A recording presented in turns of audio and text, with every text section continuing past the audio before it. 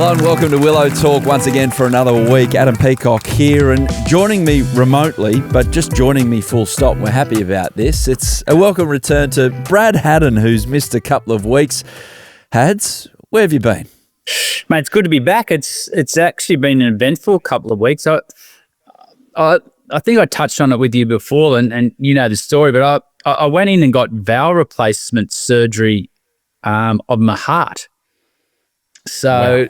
I've been had about a week in hospital, a couple of days in ICU, a few days on the ward. But yeah, I've had valve replacement surgery. Mate, the surgeons and the team at RPA were absolutely outstanding. But the day they discharged me, I don't think we really got that right. Why was that? Because there's a Raiders-Broncos game. Oh, no. Okay. And recovering from heart surgery, and you've got to keep a low profile, and I've got 6 weeks at home now not to do too much. That didn't help. But I look at it the other way. It certainly showed that surgery was a success. So thanks to all the well wishes, things are going to plan. But yeah, I've been up, had the legs up, sitting on the couch watching Netflix and all the football finals for the last couple of weeks since I've had surgery. Well, it's great to have you back. I don't know how much of the light you saw when you were out, and then you've come back down to us. But I mean, you say there about that game of you're not going up. Going up. So there's a different section for guys like me and you, Adam. So okay, that's all I can tell you when I seen the light. Okay, well, that light might have been fire. The Canberra game that you were talking about is a rugby league game which turned into the greatest rugby league final of all time. And it doubled, in fact, now that you've mentioned it, as the greatest test for a new heart valve that you can have. And it's immediate success, the surgery. Well, it was a success. And the one thing they say when you come out is make sure you keep your blood pressure low. Don't overexert yourself. And that went all out the window half an hour after I got home, and I was going to the 95th minute of the game. But no, I live to tell the tale. Everything's good. Recovery's on track. I'm hoping to be back in the studio in the next couple of weeks. But yeah, things are going well.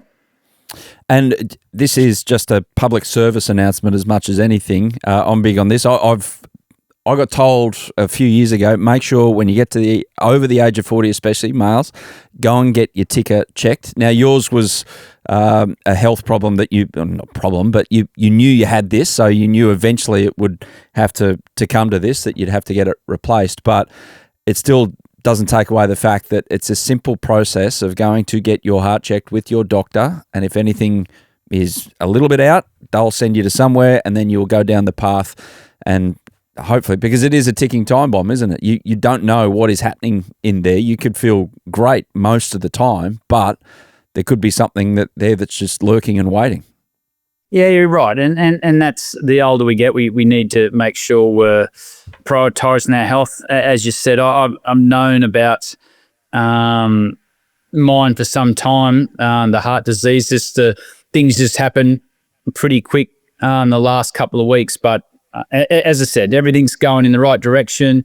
I've got a smile on my face. I'm being a bit slow, but that I'm coming out the other side of that now. I'm not allowed to train or be active or anything like that. So that's been a bit frustrating. I'm just starting to come out the other side of that. Excellent. Well, we look forward to having you back in the studio very, very shortly. But on this episode, we're going to get back to cricket chat right now. We've got domestic cricket happening all over the place. We've got an Australia A side over there. We've got Ashes preparations continuing and stories leaking out. Head to sundries later on. Fair bit of cricket on. We'll tick everything off. And our Ashes preview, by the way, this week, a big one this week. We've picked out a player from England to chat about. So that's later in the episode. Make sure you check out our social media channels at Willow Talk Podcast on Instagram and TikTok, and check out the YouTube channel for our full-length videos, and leave a review as well there or on Spotify and Apple, and we'll take it on board, of course, good, bad or ugly. Tristan got in contact with us and said, I started a new role in January, which requires a lot of time on the road. I've listened to approximately 275 episodes in the last 8 months and am now completely up to date. Love the pod. Can't wait to see Australia win 5-0 in the Ashes. We've done 275 episodes, Hads? Well, I'll tell you what, Tristan's he's a good man. The first thing I heard there is watch the Aussies win 5-0, so he's on our side straight away. But I'm glad we're entertaining. Tristan, he sounds like a good man. He's not Glenn from Narromine, is he? It was Narromine that Glenn McGrath was from, or somewhere out there. So, yeah, I probably got that wrong. But, no, he's gone the McGrath 5-0. Good stuff.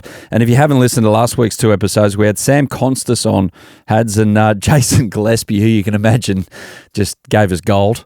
Just gold, and Dizzy's best 11, and he was actually in the comments defending his choices. You've copped it a bit for yours as well. People don't grasp the notion that it is people you have played for, because the number of played with, I should say, because the number of people who said in your best 11, why isn't Adam Gilchrist in there, was a pretty plain reason.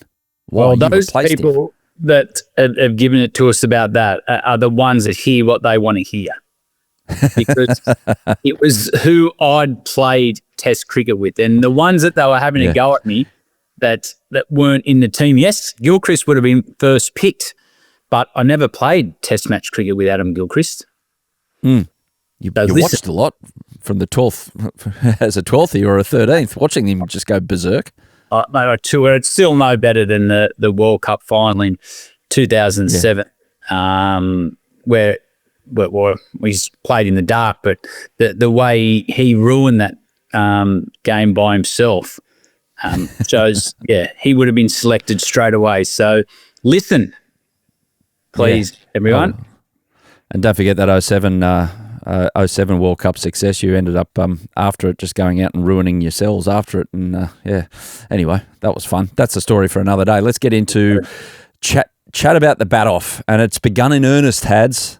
The big spring bat-off ahead of the Ashes series. So Sam Konstas, century in a session over there. It was a long session because a bit of rain to stop things. I mean, obviously it was a batter-friendly wicket. So Sam against India A, 109. Campbell Kellaway in the runs as well. Cooper Connolly, Liam Scott, Josh Philippe as well. That's at number 7. It's like a smile to your face there, a wicketkeeper batter doing that. But no, good from Sam. He had to go over there and score runs to get things going in the right direction, and he has. Well, all you're asking from any of these players is they give the selectors a hard choice.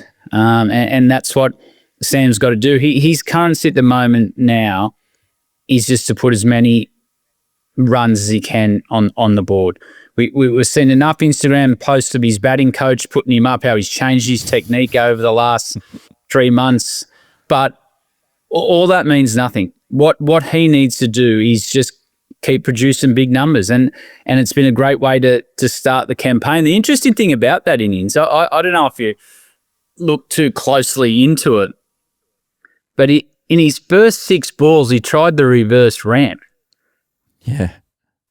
So, which that's what we love about him. We love that he's got that unknown about what's going to happen when he walks to the crease. But I just want to see him churn runs.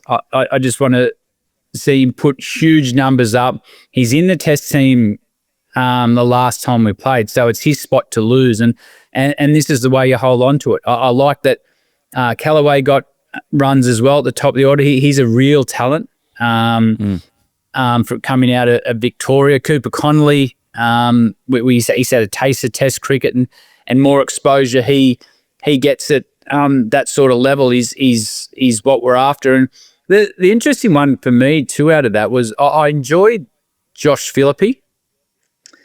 I had a look at his bit of his cricket last year, and I think New South Wales did him a bit of disservice. And what I mean by that is he's a great talent, and he can do things with the bat and change momentums of the game. A lot of others can't, but I reckon they pushed him too high up the order at 5 and sometimes higher. I would like to see him stay down in that role at 6 and 7 as a keeper. And the reason I say that is it's a skill to bat with the tail. The bowlers bowl differently when you've got a batsman or a wicket keeper to you than they do when they've got a tail. The field changes. And he's one guy that can dictate the momentum of the game. And I like that they've used him down there. So I hope New South Wales do the same. I think that's his best spot in the order. But he started the season well. Going back to Sam, just keep putting those numbers up. Yeah, absolutely. What about some of the other one-day cup scores? So Marnus led Queensland to a victory over Victoria, 140 off 118. I mean, we're looking at this, Curtis Patterson in the runs, Matty Wade, Glenn Maxwell.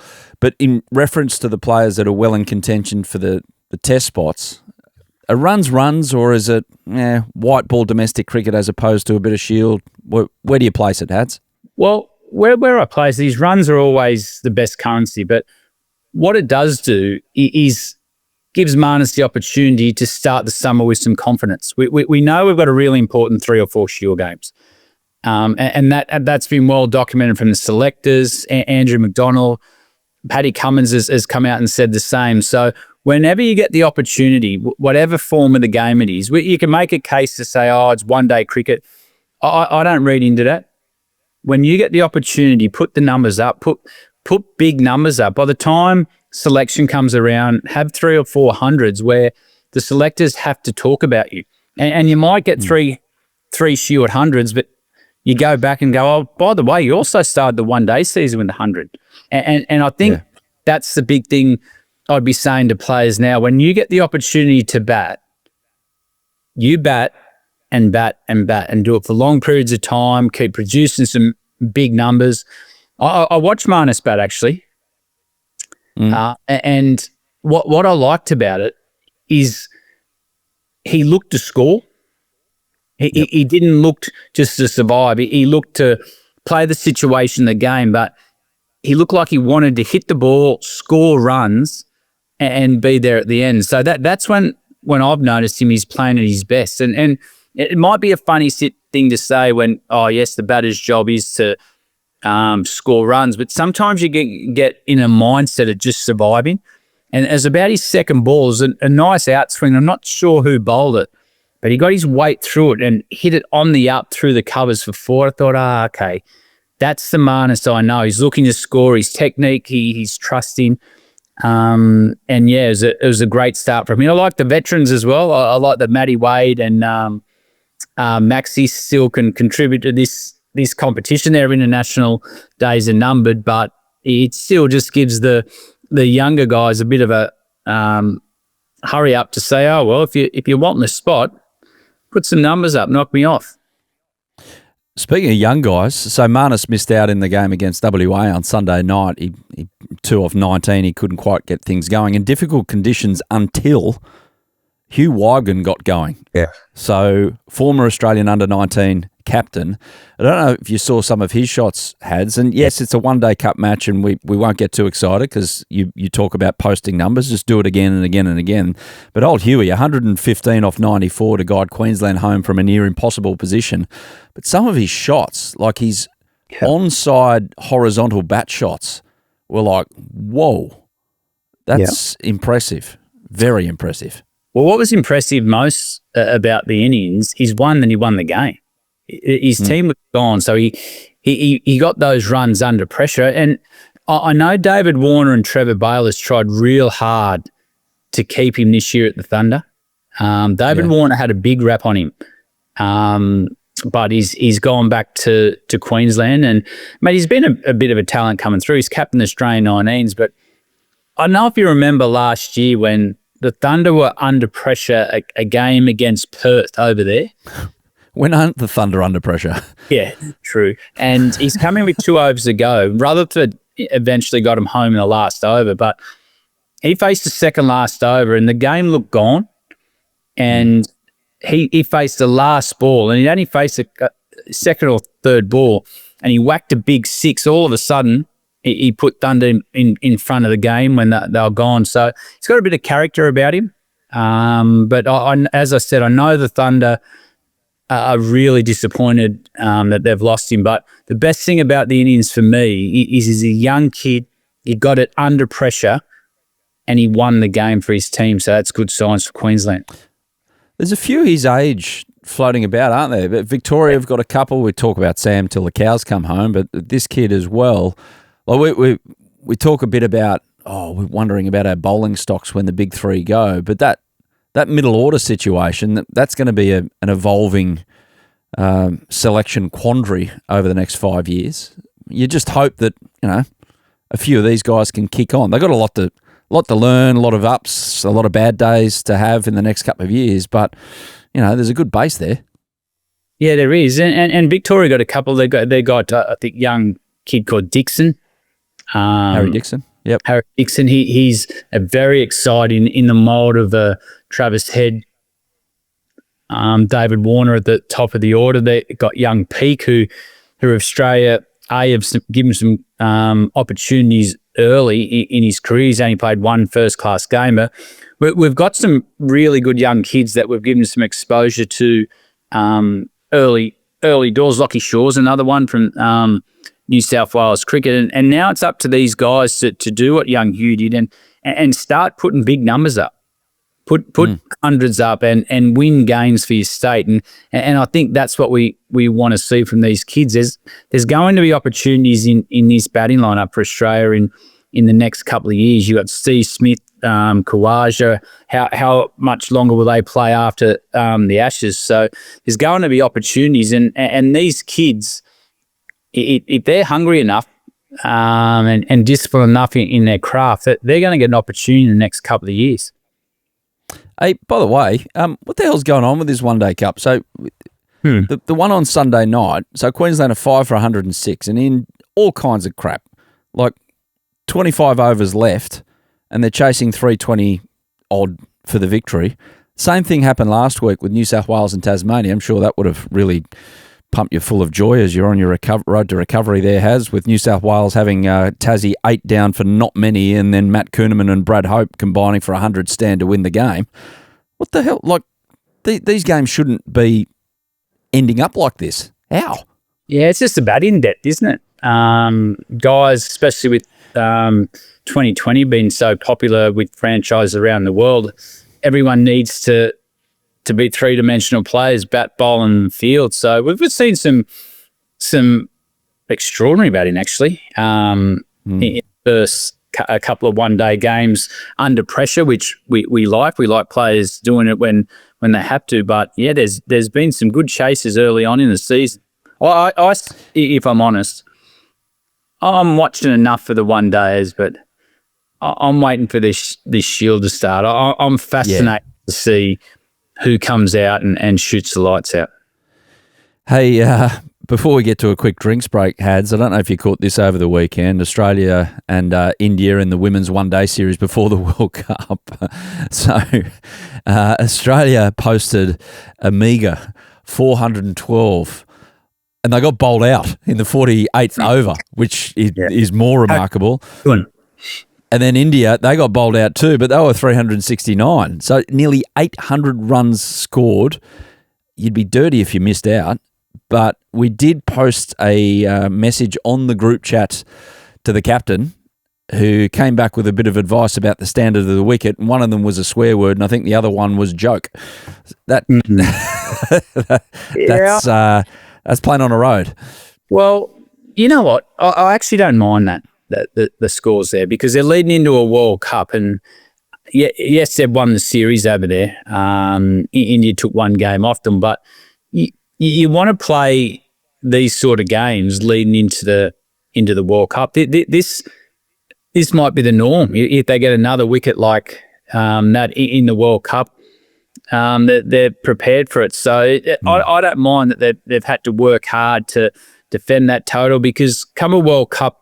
In the subcontinent, that's exactly what what you might get and might be the norm for the tournament. So I don't mind those sort of surfaces.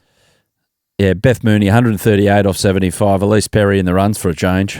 Georgia Vole as well. Heels, 30 off 18. She's got it done with at the top of the order there quickly. Mandana for India, 125 before she was dismissed by Grace Harris, who, if you haven't listened to our recent chat with Grace Harris, do so.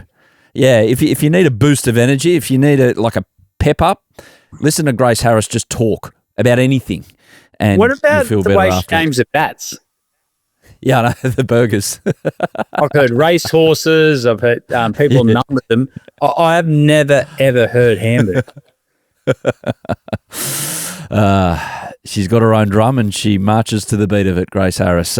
Quick drinks break, back in a sec with sundries and a chat about our Ashes player in focus.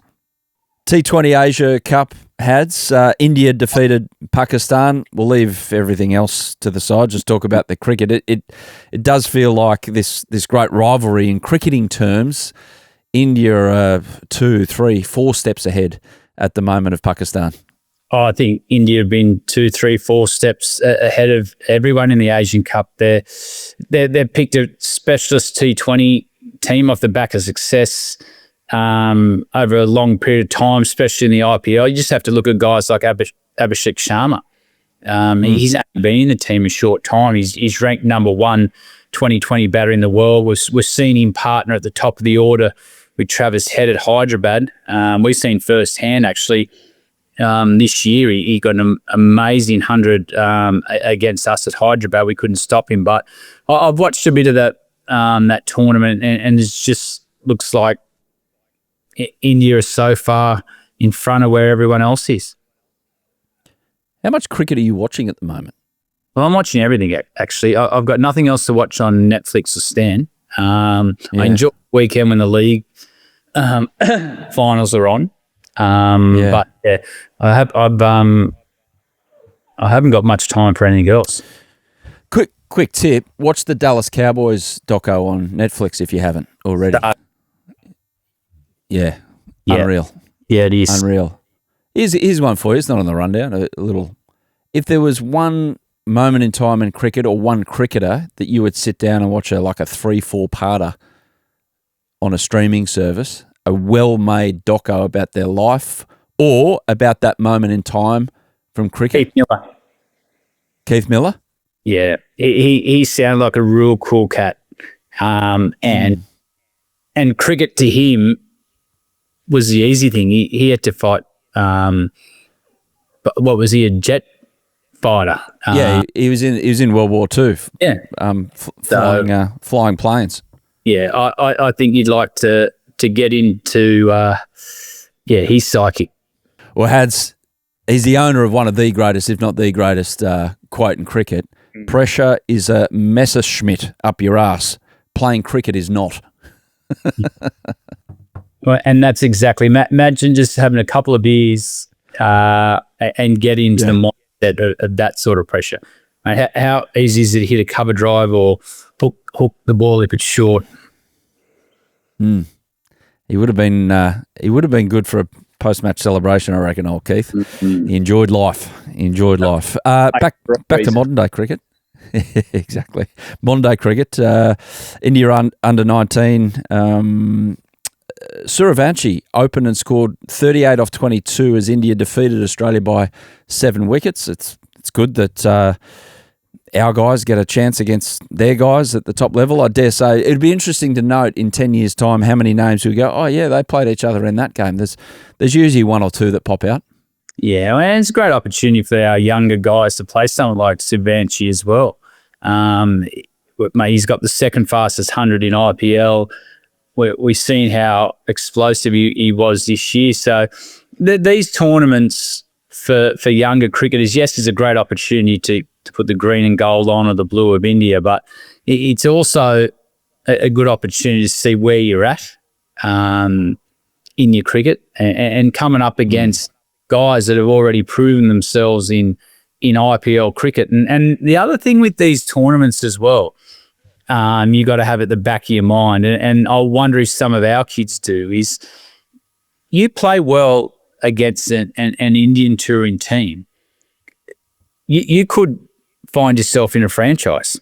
So there's great opportunities for one to represent your country, but two to maybe I know guys like David Warner were discovered at tournaments like this, and Brevis was the same. He was discovered straight out of South Africa 19's World Cup, straight into the Mumbai Indians. So there's great opportunities there for kids to not only represent their country, but also give themselves a bit of a leg up into maybe an earlier entry than normal into an IPL career. New Zealand have named a depleted squad for their T20 series against Australia. It happens next week. It's pretty clear they're just scared of us. Finn Allen, Lockie Ferguson, Adam Milne, O'Rourke, Philip Santa are injured, and Kane Williamson isn't playing because he's not a contracted player. Josh Inglis has been ruled out for the Australian side because he clearly wants to stay at home and watch his Coventry City at a good time zone, watch his football. But the three T20s, October 1, 3 and 4, Mount Maunganui in New Zealand. Good time slot for us, late afternoon as well. Picturesque place from memory, isn't it? Yeah, producer Joel, who knows the place like the back of his hand, he's nodding away. So, yeah, looking forward to that. Little, hey, what the hell? Just throwing a bit more cricket before the real stuff starts. May as well. Yeah. Another little appetizer. These also are, I'm not sure the Aussies are quite settled on a couple of positions for the 2020 World Cup. And this is another opportunity. It's a good place to play 2020 cricket in New Zealand. The grounds are small, the ball flies. So expect some big scores over there. But it's also another opportunity for some of these players to put their name forward. Again, Marcus Stoinis, I've seen he's back in the team. He's back there for the Aussies as well. So it's an opportunity for these guys who don't play domestic cricket now to put their best foot forward and put their name in front of the selectors with the 2020 World Cup around the corner. Okay, back to our Ashes player in spotlight for the week. We missed a week because everyone deserted me, you for very good reasons. Her reason was just passable, captaining her country in another nation. So we're getting back to choosing a player from either side and talking about them for a bit here on Willow Talk. It's a pretty simple process. And this one we've chosen, for this week, we have chosen Jofra Archer, who plays what kind of role if he's fully fit, Hads, in the Ashes? Opens the bowling in all 5 tests for England. Can they rely on that? Well, I wouldn't be looking that far ahead. And Archer's approach over the last couple of months is making sure he's got enough cricket and enough load and enough hurt in his body that he's peaking for this first test in Perth. And that's all I would be looking at. I would want to make sure Archer is available for Perth and definitely Brisbane, the first 2 tests here. He's got raw pace. I watched him recently. He's getting the radar up around 150 Ks. And to compete with Australia on our wickets, you need someone that has airspeed. And Archer's definitely at the top of that list. And they've taken a really cautious approach with him over the last couple of years to get him to Perth, to make sure he's ready to go, because he can be so influential in the result of this series. I wouldn't be looking at 5 test matches. I would be looking at the first 2, making sure I've got him available and they can hit the ground running with him. They can use him in short spells to intimidate. And that's how I'd be playing. We've seen how destructive he can be. That the spell he bowled to Steve Smith at Lords where he hit him, he had to retire hurt, and that's when Marnus's test career started. He came out as a sub batter and got floored the first ball and sort of jumped up a bit Rocky style actually and got in his face. But the one thing he does bring is a serious X factor. He's going to enjoy Perth. He's going to be quick. He's going to be intimidating. And I don't think if he gets injured, England can replace him or compete in the Ashes. So he's that important to that group. So for a 30-year-old, he hasn't played a stack of test match cricket or first-class cricket for that matter. And obviously now he's on the circuit with franchise cricket. We see him in the IPL all the time. But played 15 test matches, 51 wickets at an average of 30, 46 first-class matches, 191 wickets at 25. So when he's out there, he's got pretty good numbers. But it was 2019 where he really burst on the scene with that scene that you told us about at Lord's, 22 wickets in that series. You were an assistant coach in that dressing room under Justin Langer and working with the guys. What was the feedback about what he does in terms of how he uses his pace? Because you see some bowlers, you know, they use full deliveries to their advantage, use the short stuff. Some of them feel like you're gaining pace off the wicket. What were the batters saying about him?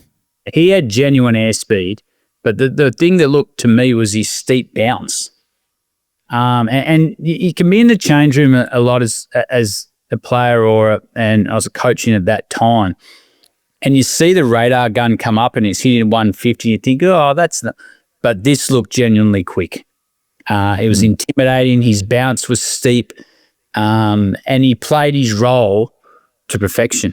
And that's what England are going to need from him. They're going to need some really aggressive bowling in moments that they recognise where things aren't going the way they should in the match, and they need him to come on and be able to turn momentum back to the English, because he is intimidating. He is someone that you'll pay your money to go and watch.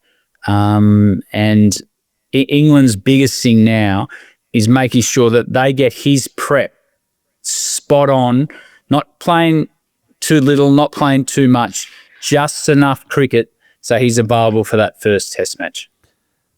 Technically, for a batter, when you're facing a bowler who can produce steep bounce, as you mentioned, what does it do for you at the point of delivery in terms of weight distribution? And, you know, if you're looking to get forward, do you second guess yourself a bit because you're waiting for one to, like an uppercut punch in a boxing match, you're looking for one to jag up and hurt you?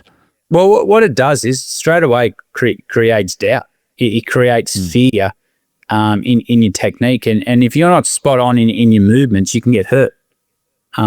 He creates a fear factor straight away with the velocity he bowls the ball at. And that's why everyone, and especially in Australia, that with our wickets, you need some genuine pace. You know when you're coming up against a team that's got someone who can hit the ball around 150 Ks, there's anxiety there. You've got to be on your game. One, he can take your wicket, but two, he can hurt you.